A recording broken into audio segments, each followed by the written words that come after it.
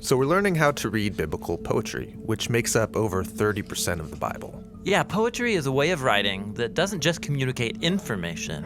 It invites us to experience ideas with our imaginations, using creative imagery, or what we would call metaphorical language. All right, let's talk about imagery and metaphor in biblical poetry.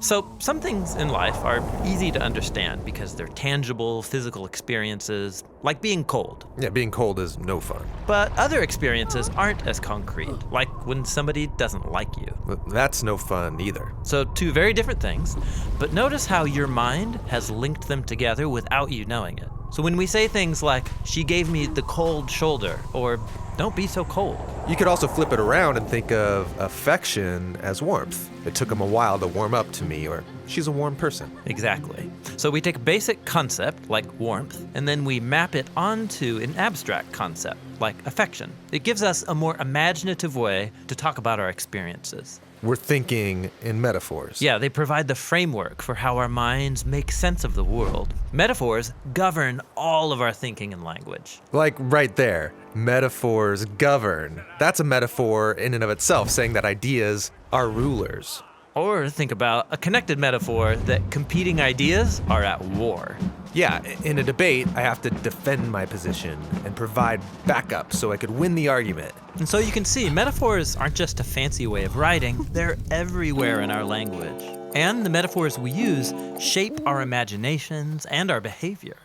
And so it's no surprise that the biblical poets constantly use metaphorical imagery. Now, some metaphors in the Bible are easy to understand, like light is good and darkness is bad. But remember, the biblical poets lived in an ancient culture, which means that some of their metaphors might seem kind of strange to us. Like what? Okay, so picture chaotic water, like a deep, stormy ocean. Got it. Now, think about a time you were in danger, and then map those two onto each other, and... Danger is like chaotic waters. Right, and then the biblical authors take it further. They also talk about dangerous people as stormy waters, like in Psalm 69. Save me, O God, for the waters are up to my throat. I've entered the deep waters. My enemies outnumber the hairs of my head. Oh, the enemies are dangerous waves. Yes, and so are enemy nations. Like in Isaiah 17, woe to the nations that rage like the raging, roaring seas. Or in Psalm 89, O Lord, you rule the swelling seas. You scatter enemies with your mighty arm. So this is a basic metaphor for danger and chaos in our world. But God has the power over chaotic waters. Right. And this foundational image is so important, it's introduced on page 1 of the Bible.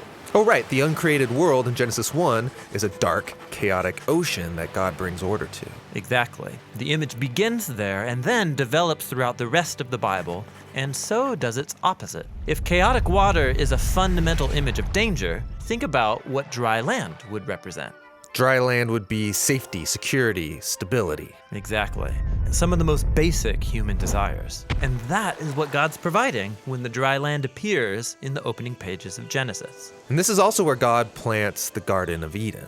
And it's no average garden. It's described with imagery of an ancient temple, high above those dangerous waters. And then from this garden temple flows a river that waters everything. So the human ideal is to be with God in a mountain garden temple. Yes, this image permeates biblical poetry, like when David celebrates God's presence in the temple in Psalm 65.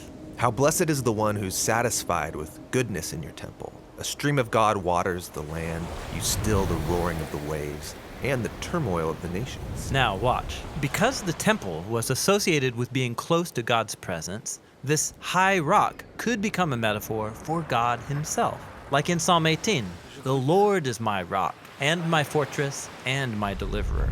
And that's the image Jesus is drawing on when he says that listening to him is like building your house on the rock. Exactly.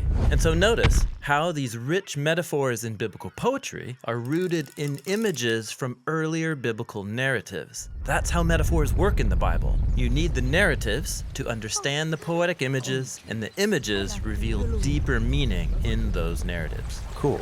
Now, the largest collection of poetry in the Bible is the Book of Psalms. And learning how to read the Book of Psalms, that's what we'll talk about next.